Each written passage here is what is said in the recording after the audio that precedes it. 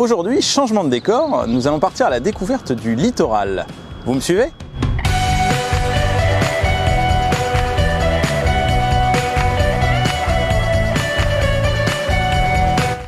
Bonjour et bienvenue sur Éducation Happy, la chaîne où l'apprentissage passe par le plaisir.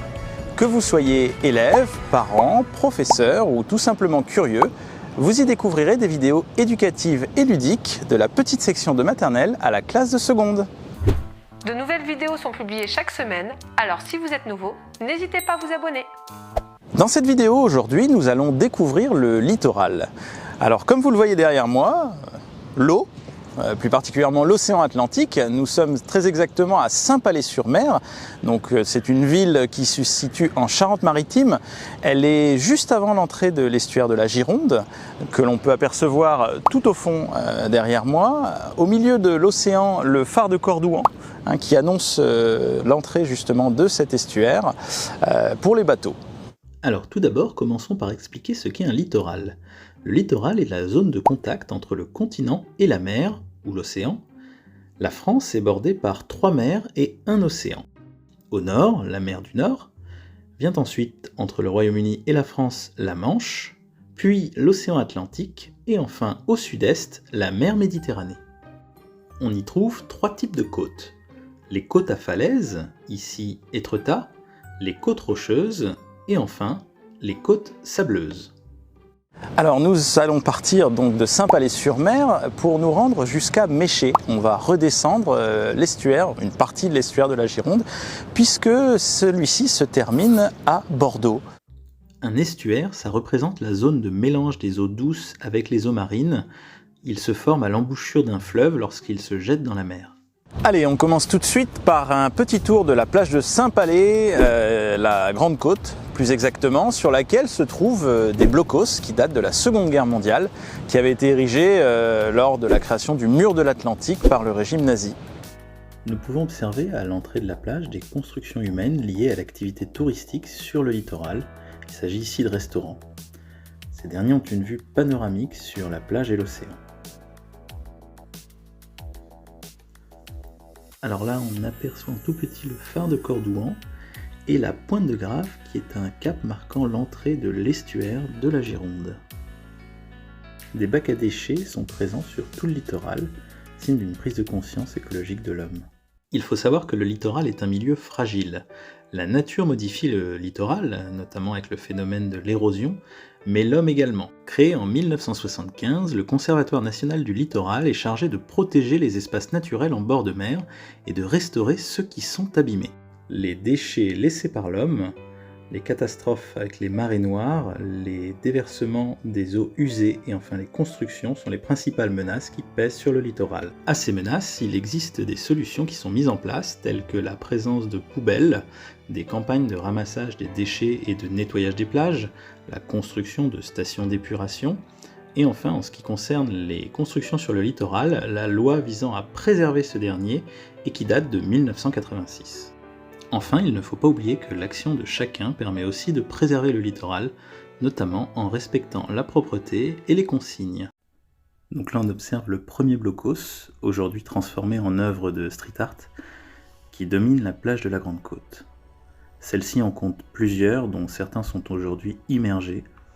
Ils font partie de ce qu'on appelle le mur de l'Atlantique, qui a été érigé de 1942 à 1944 par les Allemands durant la Seconde Guerre mondiale, pour éviter une invasion des Alliés depuis la Grande-Bretagne.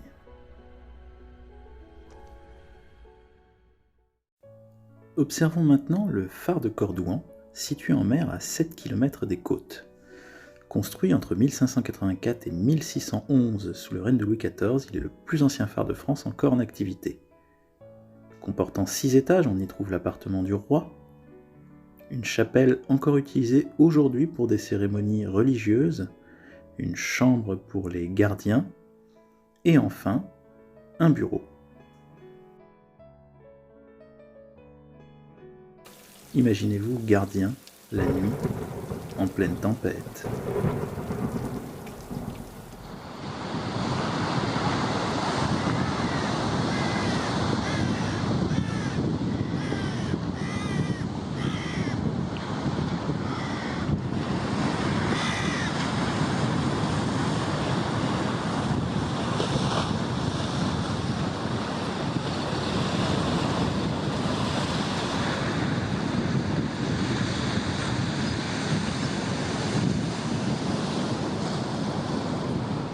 Donc maintenant, on va prendre la voiture et puis on va redescendre l'estuaire et voir les différents paysages qu'il compose. C'est parti! Allez, on va prendre la route direction Royan, et sur le chemin, toujours à Saint-Palais-sur-Mer, on va découvrir le puits de Lauture. L'entrée du chemin qui amène au puits de Lauture. Il faut savoir que la côte a été aménagée pour permettre de s'y promener à pied ou en vélo, et ainsi découvrir un panorama exceptionnel.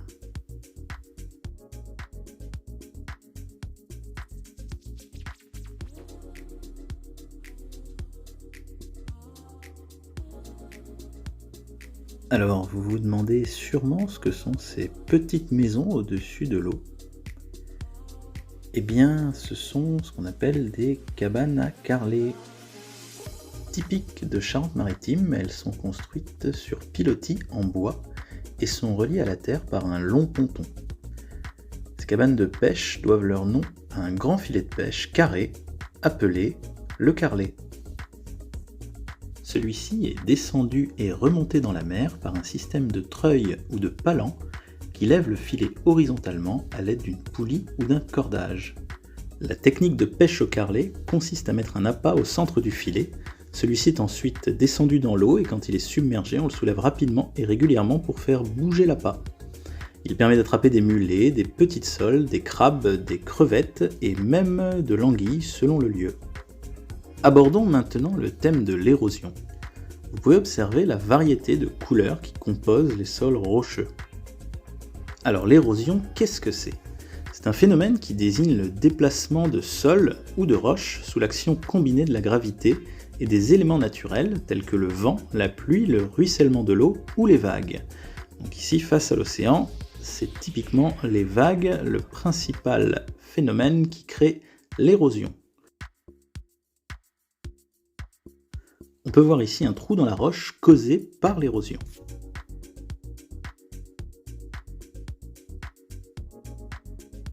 Situé au milieu des cabanes de pêche au carrelet, le puits de Lauture est un petit gouffre creusé au fil du temps par la mer et qui a dégagé une arche par laquelle la mer vient frapper la côte.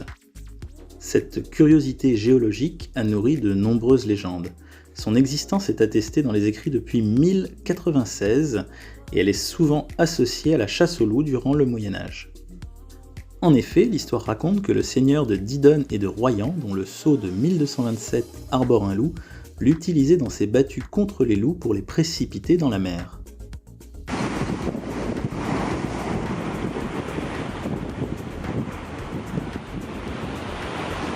Observons un instant les vagues qui viennent frapper la roche et qui créent le phénomène de l'érosion. Ce processus joue un rôle très important dans le façonnement des paysages. Il dessine la morphologie des côtes ou la forme et l'emplacement des vallées. Il est généralement lent, mais se produit parfois de manière brutale, sous forme de mouvements de terrain. Sur des centaines de milliers d'années, l'érosion gomme les reliefs et alimente les vallées des fleuves et les plages en sédiments divers, tels le limon, le sable ou encore les galets. Il existe deux types d'érosion, l'érosion éolienne, provoquée par le vent, et l'érosion hydrique, provoquée par l'eau. Allez, on continue notre voyage à la découverte du littoral. L'activité touristique y est très développée. On peut y voir différentes constructions humaines, telles que des habitations, maisons ou immeubles, ou encore des commerces, hôtels et restaurants principalement. Toujours à Saint-Palais-sur-Mer, le phare de Terre-Nègre. Les phares maritimes ont été le premier moyen pour les navires de repérer les zones dangereuses et les ports. Celui-ci est destiné à baliser la passe sud de l'estuaire de la Gironde et signaler la présence d'un banc de sable dangereux qu'on nomme la barre à l'anglais. Nous arrivons maintenant au Pont du Diable. Le Pont du Diable est une formation rocheuse calcaire naturelle située sur une péninsule de la commune de Saint-Palais-sur-Mer, sur le massif des Perrières. Une légende rapporte qu'au Moyen-Âge, un pêcheur en perdition lors d'une violente tempête aurait échoué avec sa barque sur les récifs à l'extrémité de la péninsule et qu'il aurait vendu son âme au diable en échange de la vie sauve. Le diable construisit pour lui un pont en pierre lui permettant de revenir sur la terre ferme. Les rochers de cette péninsule présentent de nombreuses lignes de taille. 300 pierres furent en effet extraites du massif et permirent d'édifier le phare de Cordouan, que nous avons vu précédemment.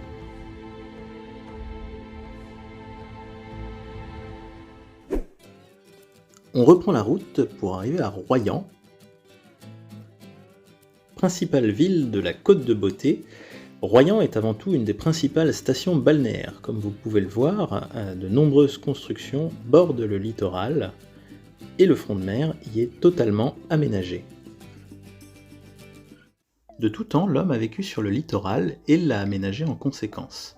Le tourisme aujourd'hui constitue la principale activité, ainsi que l'activité portuaire. On trouve différents types de ports, notamment les ports de commerce, les ports de pêche et les ports de plaisance, où sont stationnés des bateaux pour le loisir. Nous arrivons au port de Royan. Celui-ci est composé d'un port de pêche ainsi que d'un port de plaisance. C'est d'ici également que part le bac, le bateau qui sert à traverser l'estuaire pour se rendre à la Pointe de Grave.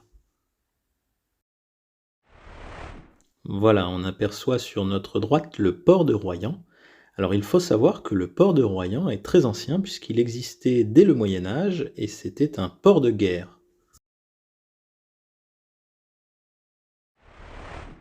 Alors sur votre gauche, vous pouvez apercevoir les arcades de Royan qui comportent de nombreux commerces et restaurants. À droite, une fête foraine et encore des restaurants. Donc on peut constater que tout le long du littoral est aménagé, une piste cyclable et une piste piéton, puisque notamment l'été, de juin à septembre, c'est un endroit qui est extrêmement fréquenté par les touristes. À savoir que la population triple pendant cette période. Nous voici sur la pointe de Vallière qui sépare les plages, aussi appelées Conches, de Royan et Saint-Georges de Didonne. Donc là, comme vous le voyez, un ancien bâtiment qui abritait autrefois une discothèque, donc face à l'océan, aujourd'hui abandonné. Et vous observez donc en face la grande conche de Royan, donc avec son église, sur la gauche, le port que nous avons vu tout à l'heure. Alors l'église de Royan, il faut savoir qu'elle s'appelle déjà Notre-Dame et qu'elle a une architecture très particulière puisqu'elle a la forme d'un bateau. Inspirée par l'esthétique des grandes cathédrales gothiques, elle fut construite après la Seconde Guerre mondiale et est classée monument historique. Nous continuons notre route sur la pointe de Vallière pour arriver à Saint-Georges de Didonne et nous pouvons apercevoir le phare de Vallière. Construit de 1898 à 1902, il domine le port et l'estuaire de la Gironde du haut de la falaise de Vallière, l'un des deux caps délimitant la conche de Saint-Georges, la principale plage de la ville. Ce phare, désaffecté depuis 1969, est aujourd'hui une attraction touristique ouverte aux visiteurs de juin à septembre.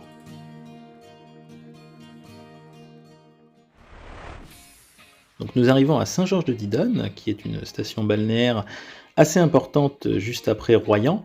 Donc là, sur cette carte postale qui date du siècle dernier, on peut voir que le paysage est très sauvage. Et si on regarde aujourd'hui, effectivement, tout a été aménagé avec pistes cyclables et pistes piétons tout le long de la côte. On peut voir sur cette image que la plage de Saint-Georges de Didonne se situe vraiment à l'entrée de l'estuaire de la Gironde. Alors, comme à Royan ou sur les autres stations balnéaires qui bordent le littoral, on constate que tout a été aménagé pour favoriser le tourisme. La plage de Saint-Georges de Didonne est l'une des plus grandes plages de sable fin de la Charente-Maritime.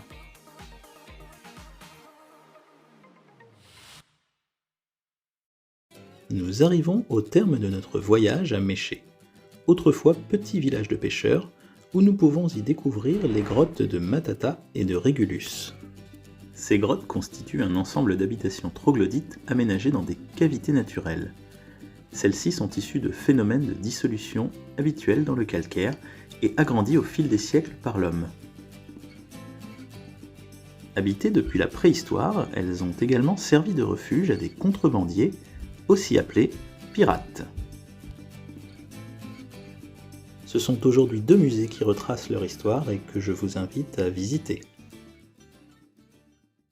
Et voilà, nous sommes arrivés à la fin de notre voyage à la découverte du littoral. Nous sommes actuellement à Méché, donc sur le port de Méché. Comme vous le voyez, un bateau est en train de quitter le port. On voit derrière moi l'église de Talmont, tout au bout. Et tout le long du port, des petites cabanes de pêcheurs.